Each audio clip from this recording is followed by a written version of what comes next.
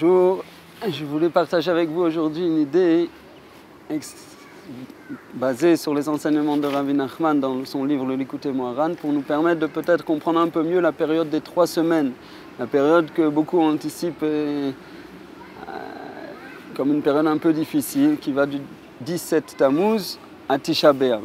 Pendant cette période, tous les Juifs prennent le deuil du Beth Amikdash, du temple qui était à Jérusalem, dans lequel on réalisait les travaux des korbanot, des sacrifices, et toute une énorme quantité de mitzvot.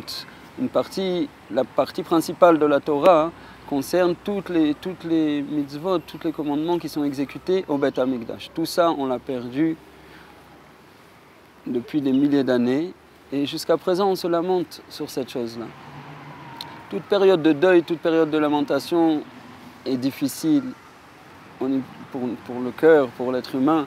Et habituellement, on la considère comme pas tellement plaisante. On va essayer de comprendre un petit peu, dans un premier temps, qu'est-ce qu'on a perdu, sur quoi on se lamente, et après, quel est le sens de cette lamentation, en grande ligne. Qu'est-ce que le Beth Amikdash? La plupart d'entre nous, on n'arrive pas à apprécier qu'est-ce que le Beth Amikdash qu'on a perdu. Et ce n'est pas en quelques minutes, ce n'est pas en une minute que je vais vous aider à comprendre la totalité de cette construction extraordinaire, cette construction qui, bien que reposée dans le monde matériel, était complètement spirituelle. Mais une idée, en tout cas, on va essayer de toucher un petit peu. Le Beth Amikdash, et Rabbi Nachman a parlé du sujet de la perte du Beth Amikdash dans un enseignement, l'enseignement 67 de la deuxième partie du Likutei Moharan, où il parle en réalité là-bas de la perte des tzadikim. C'est un enseignement qui a été dit tout de suite après que le grand tzadik Rav Levi Yitzhak de Berditchov soit niftar. Et justement, les points qui sont développés là-bas sont exactement les mêmes que ceux qui vont nous permettre de comprendre, Bezrat Hashem, ce qu'est la perte du Beth Amikdash. Le Beth Amikdash, allusion y est faite dans le premier mot de la Torah, Bereshit. On sait que Rabbi Shimon Bar Yochai nous a révélé 70 faces de ce mot Bereshit. Une d'elles, c'est que les lettres du mot Bereshit composent, les mots peuvent être décomposés en 2 mots, Ba'it Rosh. Ba'it Rosh, c'est la maison qui se tient à la tête. La maison qui se tient à la tête de la création, c'est le Beth Amikdash. Maintenant, dans cet enseignement que je viens de citer de Rabbi Nachman, il connecte le début de la Torah, le mot Bereshit, avec la fin de la Torah. Les derniers mots de la Torah sont les Ney Kol Israël. Donc si on connecte le début de la Torah à la fin de la Torah, on obtient Bereshit les Ney Kol Israël. Ba'it Rosh, le Beth Amikdash, il a un rapport avec les Ney Kol Israël, les yeux de tout Israël. Quel est le rapport? Tous les Juifs avaient une mitzvah, un commandement à l'époque où le Beth Amikdash existait, de s'y rendre au moins 3 fois par an, pour les 3 fêtes, Pessah, Shavuot et Sukkot. En se rendant là-bas, tous les commentateurs nous expliquent qu'en se rendant là-bas, le Juif se remplissait de crainte du ciel, d'amour d'Hachem, se remplissait d'une dimension spirituelle nouvelle, décuplée. Chaque fois, il se renouvelait 3 fois par an, il se renouvelait complètement spirituellement, avançant d'étape en étape. Ce qui se passait concrètement, c'est que le Beth Amikdash était le lieu de la révélation de la présence divine sur terre. Ça s'appelle Ashra'at Ashrina. La présence divine se trouve de façon révélée dans le Beth Amikdash. La Mishnah nous enseigne 10 des miracles qui étaient perpétuels au Beth Amikdash, des miracles extraordinaires, notamment par exemple le feu qui était sur le Mizbeach, le feu qui était sur l'autel sur lequel étaient approchés les sacrifices, avait la forme d'un lion, un lion de feu qui venait dévorer les sacrifices. Ce lion était insensible au vent, à la pluie, il était là, une entité spirituelle, que la forme du feu qui venait accepter les sacrifices approchés par les enfants d'Israël. D'énormément de miracles avait lieu en permanence au Beth Amikdash. C'est ce qu'on appelle une révélation de la présence divine. Lorsque se révèle la présence divine sans frontières, ou avec des frontières moindres de ce qui se passe dans le monde en général, alors toutes les lois sont bouleversées. Et là-bas, dans le Beth Amikdash, c'était le seul endroit qu'il n'y a jamais eu où ces lois sont bouleversées de façon fixe. En arrivant donc là-bas, le juif se retrouve confronté à l'évidence. Il voit de ses yeux, il perçoit avec tous ses sens, il voit, il ressent que tout ce qui l'entoure, ça n'est que la présence divine. Le reste n'est que la volonté divine qui prend forme. Elle prend forme comme ça, elle prend forme comme ça. Les lois de la nature n'existent pas, les lois physiques n'existent pas. Tout n'est qu'une expression directe de la réalité, de la volonté divine. Ça, il le vit, il l'expérimente avec ses sens, avec sa neshama, il l'expérimente avec la totalité de son être.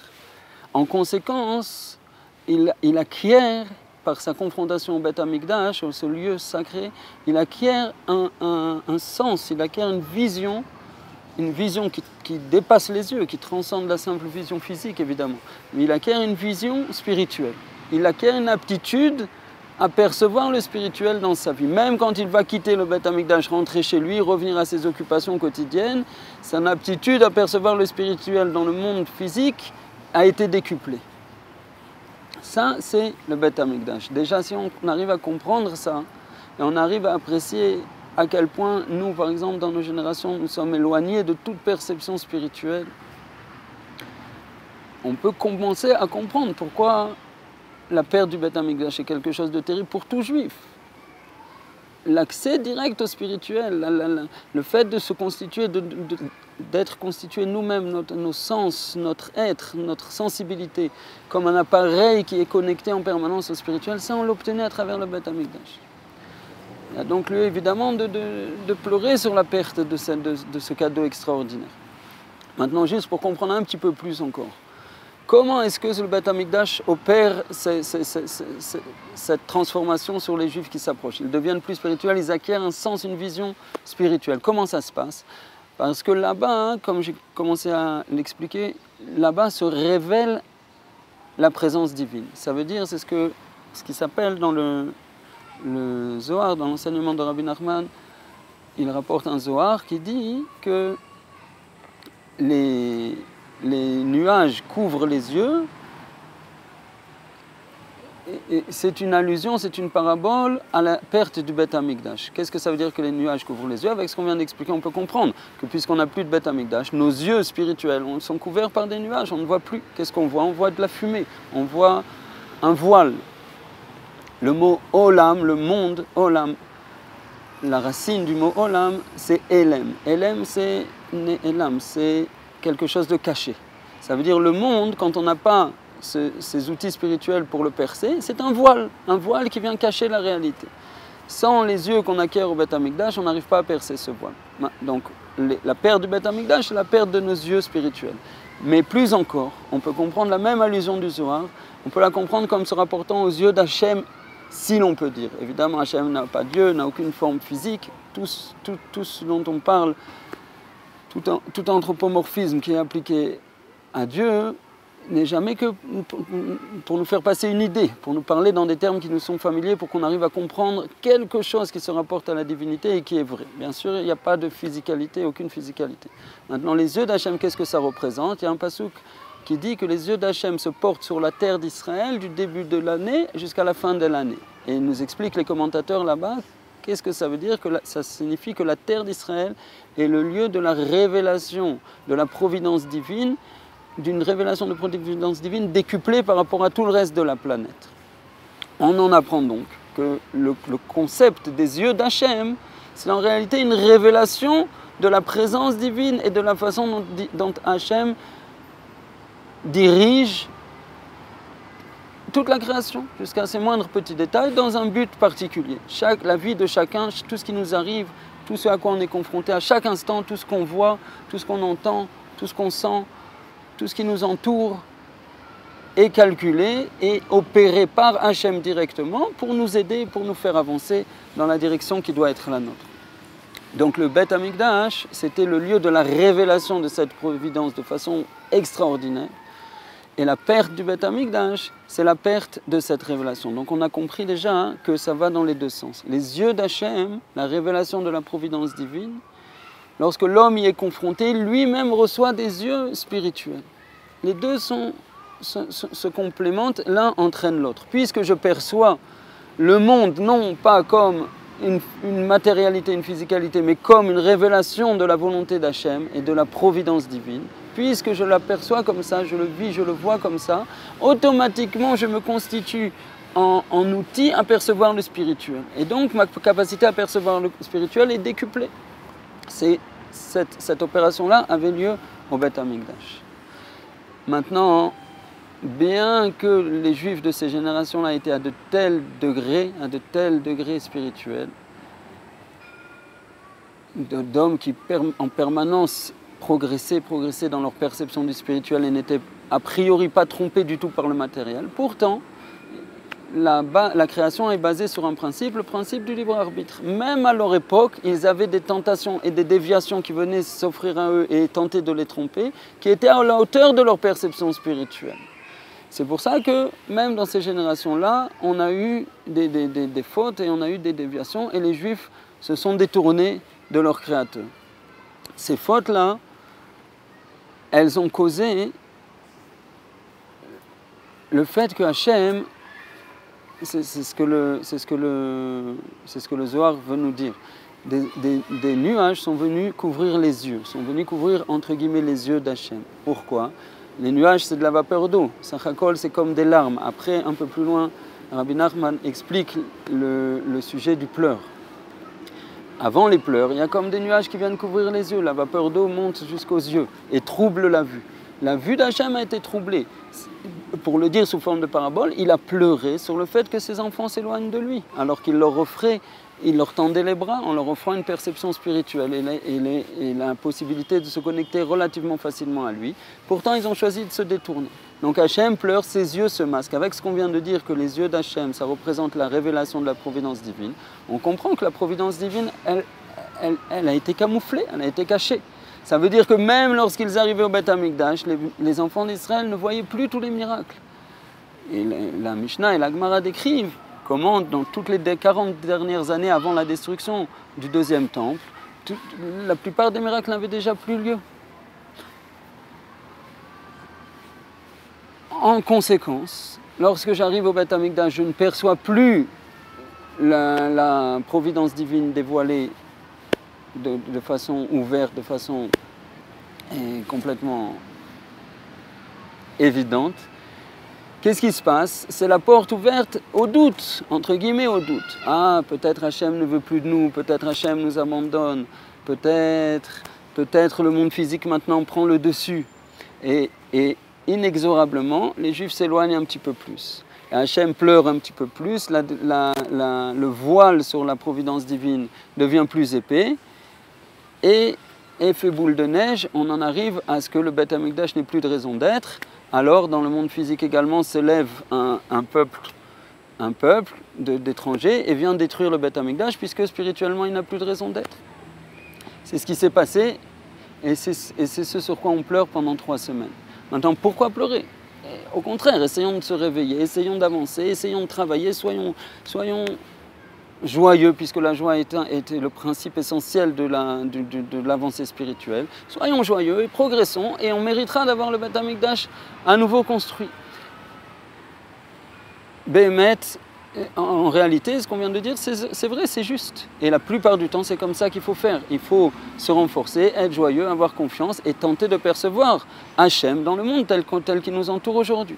Pourtant, il y a une période, cette période des 3 semaines, et d'autres moments, il y a écrit dans le Shulchan Aruch qu'il convient pour tout Yireh Hachem, celui qui a la crainte du ciel, tous les jours de prendre un moment pour méditer la chose, pour méditer la perte du Beth Amikdash, un court instant tous les jours. Et en tout cas, ces 3 semaines, elles sont dédiées entièrement à ça. Pourquoi? Comme on a expliqué, comment est-ce que la perte de la connexion à la spiritualité a vraiment eu lieu? C'est lorsque Hachem s'est mis à pleurer sur le fait qu'on se détourne. Maintenant, pourquoi Hachem se met à pleurer? Au contraire, qu'il nous dévoile encore plus, sa présence, et comme ça, il va nous ramener. Et Ben, cette question elle est beaucoup plus profonde qu'elle en a l'air, mais globalement, on peut comprendre et accepter que tout l'objet de la création, c'est que nous-mêmes, nous venions nous connecter au Créateur. Donc s'il nous annule tout notre libre arbitre, en disant « Ah, vous avez choisi de vous éloigner, je vais de force vous faire des révélations tellement grandes que vous serez forcés de revenir », on n'a rien fait, on n'a pas vécu nous-mêmes en tant que créature indépendante. Donc Hachem ne fait pas ça, il y a une limite. Si vous vous êtes détourné alors que vous aviez de tels niveaux de révélation, ça provoque chez Hachem un pleur qui signifie un effacement. Hachem s'efface. Il pleure sur notre éloignement.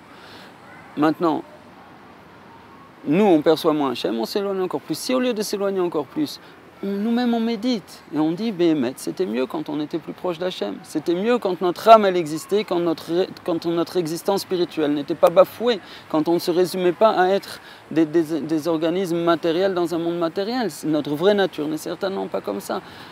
Où est-il le temps où on avait un accès plus direct, plus vrai, plus simple au spirituel? Si nous-mêmes on commence à faire cette méditation et à pleurer sur la perte du Beth Amikdash, Hachem n'a plus de raison de pleurer. Parce qu'on n'est plus en train de s'éloigner de lui. Nous on pleure, lui il n'a plus besoin de pleurer. S'il ne pleure plus, ce qu'on vient d'expliquer, c'est que s'il ne pleure plus, se révèle l'Ashgacha Pratit.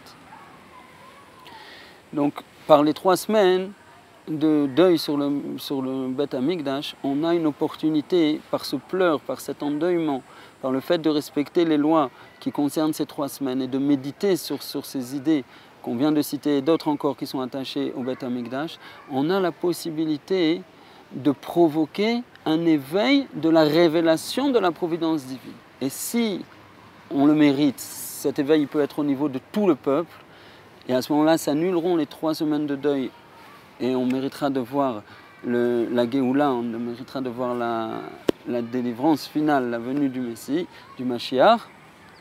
Mais même si on n'arrive pas encore à cette étape-là, Bezrat Hashem on y arrivera, oui, même si on n'y arrive pas, toute personne qui s'engage dans ce processus méritera assurément et évidemment de percevoir un petit peu plus, d'ouvrir un petit peu le voile qui cache la providence divine et de voir Hashem se révéler à lui. Et en conséquence, immédiatement, sa sensibilité au spirituel se décuplera. Bien sûr, on ne parle pas ici des dimensions qui pouvait avoir lieu lorsque le Beth Amikdash existait. Le Beth Amikdash Benataim, en attendant, n'est toujours pas reconstruit. Il y a écrit chaque génération qui ne voit pas sa reconstruction. C'est parce que s'il avait existé maintenant, cette génération aurait mérité qu'il soit détruit. Ça veut dire qu'on n'est pas à la hauteur de ces révélations spirituelles. Mais évidemment, on est à la hauteur d'un peu plus de révélations spirituelles que ce qui est notre lot au quotidien. Donc en prenant le deuil et en pleurant nous sur cet éloignement, on permet à Hachem d'arrêter de pleurer, selon l'imagerie qu'on vient de développer, et de se révéler. Et sa révélation va éveiller en nous cette sensibilité au spirituel et nous ouvrir la porte à nous rapprocher. Et cette porte, Bezrat Hachem, on va savoir la franchir, nous et tout le peuple d'Israël.